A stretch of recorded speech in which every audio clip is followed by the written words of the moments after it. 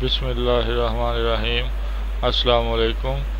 2.3 exercise के पहले 3 question solve किए थे। इस एक्सरसाइज के अंदर हम पढ़ रहे थे कोफिशिएंट्स ऑफ क्वाड्रेटिक इक्वेशंस का relationship between with roots of the equation.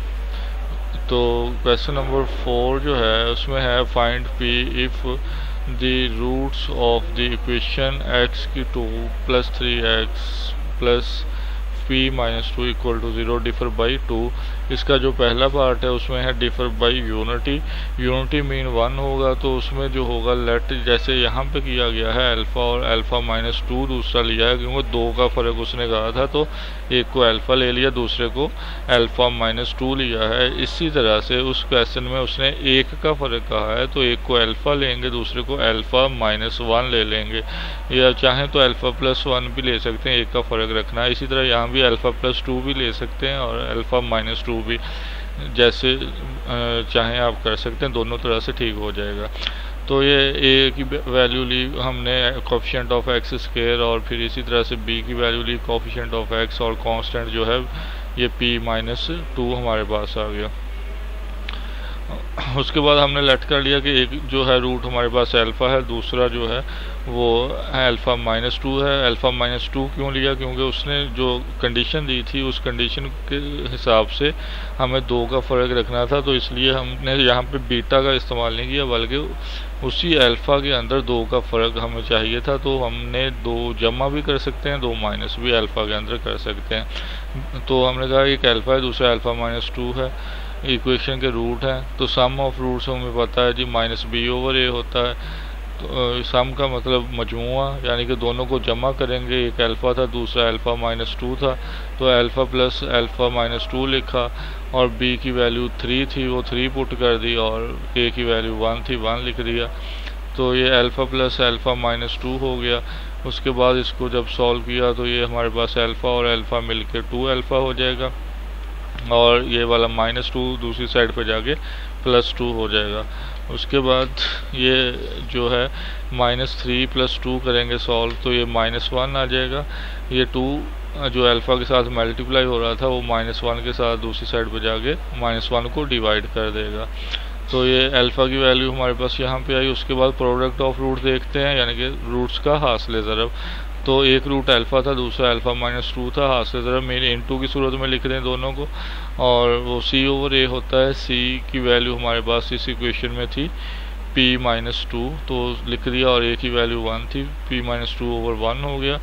अब अल्फ़ा की वैल्यू पुट कर दें यहाँ पे, दोनों अल्फ़ा की जगह पे जो अभी आपने निकाली थी माइनस 1/2, तो ये माइनस 1/2, फिर माइनस 1/2 अल्फ़ा की जगह पे माइनस 2 ये आ गया, और उसके बाद पी माइनस 2 आ गया। तो ये अब वो माइनस 1/2 और माइनस 1/2 मल्टीप्लाई हुआ तो माइनस माइनस प्लस हो जाएगी, और ये 1/4 बन जाएगा। उसके बाद माइनस 1/2 जो है ये माइनस 2 से मल्टीप्लाई होगा, तो माइनस माइनस एक तो प्लस हो जाएगी, 2 से 2 कैंसिल होके 1 बन जाएगा, इसलिए यहाँ पे 1 आ गया। राइट साइड वैसे ही नीचे दोबारा लिखी है। उसके बाद ये एलसीएम ले लें इस रकम का, तो ये 4 एलसीएम आ जाएगा, ज़ाफ्कर 4 आ जाएगा, 4 से 4 कैंसिल हुआ, यहाँ पे 1 आ गया। तो ये जब एलसीएम लेंगे 4 से 4 कैंसिल हुआ, 1 आ गया। उसके बाद ये इधर चूँकि डिनोमिनेटर या मखरज में 1 था, तो ये 4 सीधा ज़रब होगा 1 के साथ जाके, तो ये 4 आ जाएगा।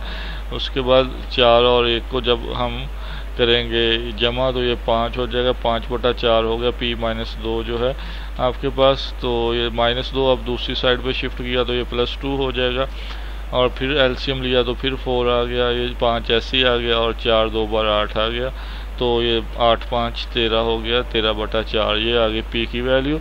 उसके बाद क्वेश्चन नंबर जो है आपके पास 5 आता है, तो उसमें है फाइंड एम। एम की कीमत मालूम करने का कहा गया है। 3 जुज़ दिए हुए हैं उसने। दूसरा मैंने सॉल्व किया है the roots of the equation. ये इक्वेशन एक लिख दी है, उसके जो रूट्स हैं और सेटिस्फाई द रिलेशन, ये रिलेशन जो है इसको सेटिस्फाई करते हैं। तो मैंने लिखा जी यहाँ पे सॉल्व किया, क्योंकि यहाँ पे अल्फ़ा बीटा उसने रिलेशन के अंदर दिया था, इसलिए हमने जो रूट्स को लेट करना है अल्फ़ा बीटा की सूरत में ही करना है। तो अल्फ़ा बीटा हमने लेट कर लिए, रूट्स है, इक्वेशन उसने ये दी हुई थी हमको, और इस इक्वेशन के अंदर जो है हमने देखा कोफिशिएंट ऑफ एक्स स्क्वायर जो है 1 है, वो ए की वैल्यू होगी। कोफिशिएंट ऑफ एक्स जो है वो 7 है, बी की वैल्यू होगी। कांस्टेंट जो है 3m-5 है, सी की वैल्यू होगी। Sum of roots minus B over A होता है, तो ये माइनस बी की जगह पे 7 लिख दिया, ए की जगह पे 1 लिख दिया बटे में। अब सम यानी कि मजमुआ अल्फ़ा जमा बीटा -7 आ गया। यहाँ से हम वैल्यू निकाल लेते हैं अल्फ़ा की, तो ये जमा का बीटा दूसरी साइड पर शिफ्ट किया तो ये माइनस बीटा हो गया। ये क्वेश्चन नंबर 1 होगी हमारे पास। हम उसके बाद हासिल ज़रब निकालते हैं रूट्स का, यानी कि product of roots. C over A होता है, सी की वैल्यू थी 3m-5, ये 3m-5 लिख ली। ए की वैल्यू थी 1/1 लिख लिया। अब इसको सॉल्व करते हैं, तो ये प्रोडक्ट में इन दोनों रूट्स को ज़रब करना है, अल्फ़ा इंटू बीटा हो गया। ये 3m-5 हो गया, बटा 1 लिखने की ज़रूरत नहीं। गिवन जो रिलेशन था आपको दिया हुआ, वो रिलेशन था 3 alpha minus 2 beta is equal to 4। ये देखें जी, 3 alpha minus 2 beta is equal to 4 था। तो ये रिलेशन लिखा। यहाँ पे हमने जो अल्फ़ा की वैल्यू इक्वेशन नंबर 1 में निकाली थी -7 माइनस बीटा, वो इस रिलेशन में अल्फ़ा की वैल्यू पुट कर दी। तो -7 माइनस बीटा अल्फ़ा की जगह पे आ गया, बाकी वैसे लिख दिया। अब -7 को 3 से ये देखें इंटू हो रहे हैं, तो मल्टीप्लाई करेंगे 21 हो गया आपके पास। उसके बाद यही 3 जो है माइनस बीटा से मल्टीप्लाई होगा तो -3 बीटा हो जाएगा। और उसके बाद ये -2 बीटा ऐसे ही आ गया और 4 ऐसे ही आ गया। ये -3 बीटा और -2 बीटा मिलाए तो ये -5 बीटा हमारे पास आ गया। इसी तरह से ये जो है -21, ये जब राइट साइड पे शिफ्ट होगा तो +21 हो जाएगा। 21 + 4 किया तो ये 25 आ गया। और -5 जो था बीटा के साथ मल्टीप्लाई हो रहा था, तो 25 वाली साइड पे जाके वो डिवाइड हो जाएगा। तो 25 को 5 पे तकसीम किया तो ये 5 आ गया, और क्योंकि माइनस की एक साइन थी इसलिए ये 7 माइनस आ गई। ये आई जी बीटा की वैल्यू। इस बीटा की वैल्यू को इक्वेशन नंबर 1 में पुट कर दें तो हमें अल्फ़ा की वैल्यू भी मिल जाएगी। इक्वेशन नंबर जो हमारे पास थी 1, वो थी alpha is equal to -7 minus beta.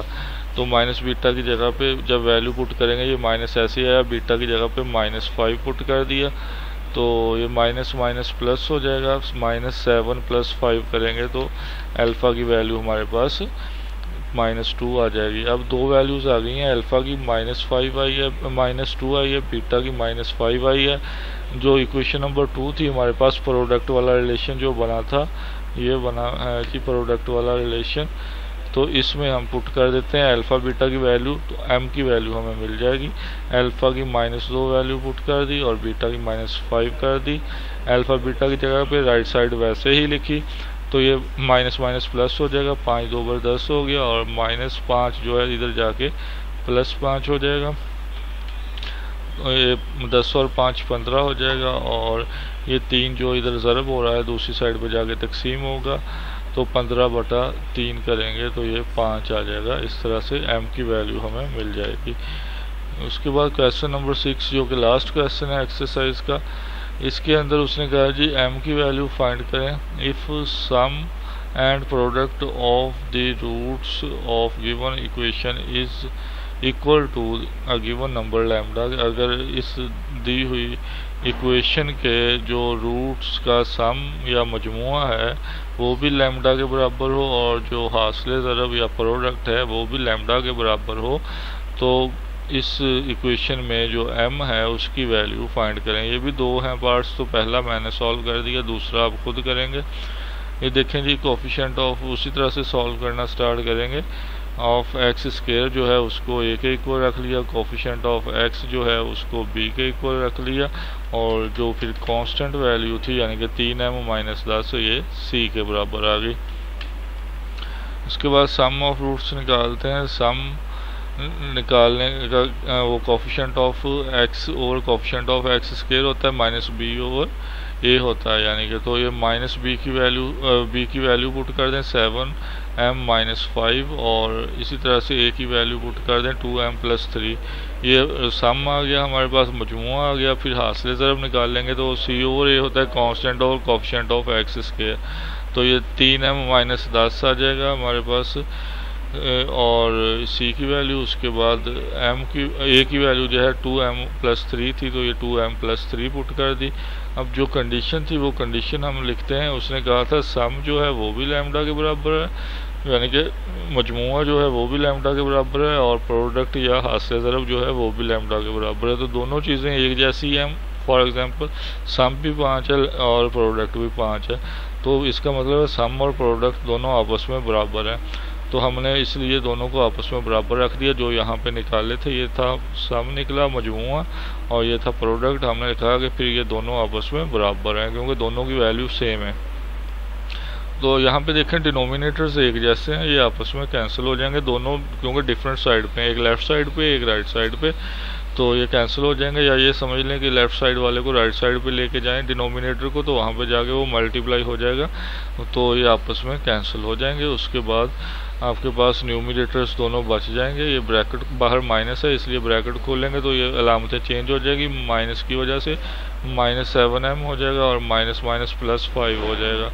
उसके बाद ये 3m -10 ऐसे ही आ गया। फिर m वाली रकम एक साइड पे इकट्ठी कर लें, ये ऐसे नीचे आ गया। ये प्लस का 3m दूसरी साइड पे शिफ्ट किया तो -3m हो गया, ये -10 हो गया। और -10 और माइनस ये जमा का जो 5 था इसको दूसरी साइड पे शिफ्ट किया तो ये माइनस का 5 हो गया, और ये बन जाएंगे माइनस के 15। माइनस से माइनस कैंसिल हो जाएगी। ये 10 ज़रब हो रहा था m के साथ, दूसरी साइड पे शिफ्ट किया तो तकसीम हो गया। 5 पे ये दोनों तकसीम हो जाएंगे तो ये 3/2 आ जाएगा। तो ये थी आपकी एक्सरसाइज 2.3 कंप्लीट हो चुकी है। इंशाल्लाह 2.4 नेक्स्ट लेक्चर में सॉल्व करेंगे। इसको आपने बाकी जो छोड़े हैं लाजमी इनको सॉल्व कर लेना है। जो ना हुआ सॉल्व वो आप नेक्स्ट लेक्चर में उससे पूछ सकते हैं, मुझसे बता दूंगा आपको, और इनकी प्रैक्टिस अच्छी तरह से कर लीजिएगा। इंशाल्लाह नेक्स्ट लेक्चर में नेक्स्ट एक्सरसाइज होगी। अल्लाह हाफिज़।